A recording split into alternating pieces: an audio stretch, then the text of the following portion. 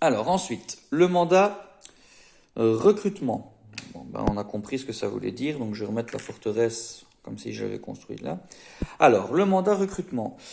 Eh bien, tous les joueurs vont pouvoir recruter des unités sur le plateau dans les provinces où ils possèdent une forteresse. Donc c'est pas compliqué, c'est une unité par forteresse. Donc le joueur rouge ayant une forteresse sur cette province peut recruter une unité sur cette province. Alors cette unité, ça peut être un Bushi, ça peut être un Shinto, et ça peut être aussi le daimyo dans le cas où il aura été tué précédemment pour le recruter de nouveau. Donc voilà, donc c'est vraiment peu importe les unités. Ça pourra aussi permettre de recruter un monstre si on en possède. Enfin voilà, recruter une unité, il n'y a pas de distinction, on recrute l'unité qu'on veut, mais une unité par forteresse à placer sur le territoire où se trouve la forteresse. Donc voilà l'avantage de construire des forteresses sur d'autres provinces, c'est qu'on peut recruter partout. Alors le joueur bleu ayant deux forteresses, ben, lui il pourra recruter deux unités. Donc plus vous avez de forteresses, plus vous pouvez recruter. Et chaque joueur possède au maximum 4 forteresses. Tout simple. Alors, et le joueur qui joue le mandat, ainsi que son allié s'il en a un, pourra recruter une unité supplémentaire sur l'une de ses forteresses. Donc une par forteresse plus une. Donc il y a une forteresse en fait qui en recrute deux. Donc tout ça pour le recrutement qui serait joué. Alors pareil, le joueur qui joue le mandat recrutement joue en dernier. Alors vous allez me dire si on peut recruter que sur les provinces où il y a une forteresse, quel est l'intérêt de voir ce que les autres vont faire avant, on le sait déjà, certes. Mais c'est là où je viens maintenant expliquer nos sanctuaires.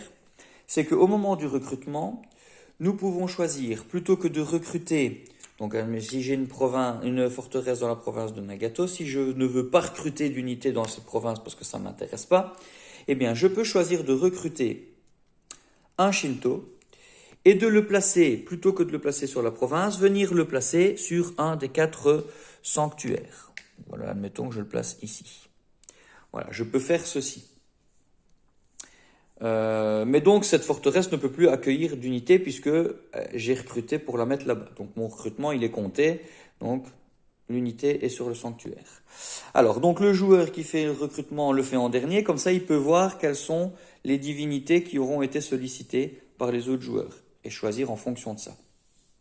Donc voilà comment on recrute un soldat sur, enfin un Bushi, pardon, un Shinto sur un des sanctuaires.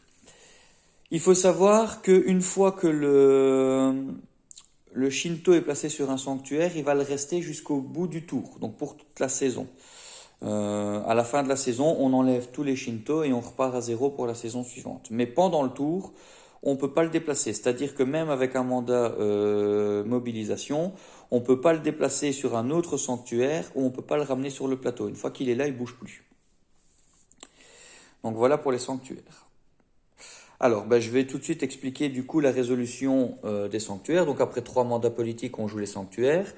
Alors je vais placer quelques unités sur les sanctuaires, histoire de voir comment ça se joue. Voilà. Mettons ceci. Voilà. Alors imaginons que, bon là j'en ai mis beaucoup, mais c'est pour expliquer un petit peu tous les cas. Alors une fois qu'on aura joué 3 mandats politiques et qu'on arrive sur le mandat sanctuaire, eh bien on va jouer les sanctuaires, les avantages des sanctuaires dans l'ordre qui seront donnés ici. Ça peut avoir une importance en fonction des avantages qui sont donnés. Notamment, il y a une divinité qui fait changer l'ordre d'honneur et donc pour départager les égalités, si l'ordre change, ça peut changer d'un sanctuaire à l'autre. Alors on jouera d'abord le premier sanctuaire. Donc je vois ici que le joueur rouge et le joueur bleu ont chacune une unité sur le sanctuaire de Ryujin. Alors, le gagnant, c'est tout simplement celui qui est plus haut sur le rang d'honneur. Donc ici, c'est le joueur bleu qui va pouvoir avoir l'avantage donné par Ryujin. Alors, je ne le connais plus, il faudrait que j'aille voir dans les règles. Mais bon, peu importe, ça va donner un avantage au joueur bleu. Donc le joueur bleu joue cet avantage. Ensuite, on passe au sanctuaire suivant. Le joueur vert est seul sur ce sanctuaire. Et ben, c'est lui qui aura l'avantage donné par la divinité Raijin. Si je me trompe pas, lui permet d'effectuer 2 déplacements. Donc le joueur vert pourra effectuer 2 déplacements. Une fois que c'est fait, on passe à la divinité suivante. Ici, de nouveau une égalité. On regarde le randonneur, bah, c'est le bleu qui aura les avantages. Ici, c'est recevoir 2 mercenaires pour la phase de guerre. Et une fois que c'est fait, on fait la dernière divinité. Le joueur rouge étant plus présent que le joueur vert, c'est lui qui possède les avantages. Et je pense que lui donne un point victoire pour chacune des forteresses du joueur qui gagne cet avantage. Donc voilà, c'est assez simple à effectuer. Alors si une divinité ne possède aucune unité, bah, on la passe tout simplement, il n'y a aucun avantage qui sera donné. Ça me paraît assez logique. Donc voilà pour le mandat recrutement. Donc on recrute une unité par forteresse. Le joueur qui la joue peut recruter une unité supplémentaire, ainsi que son allié.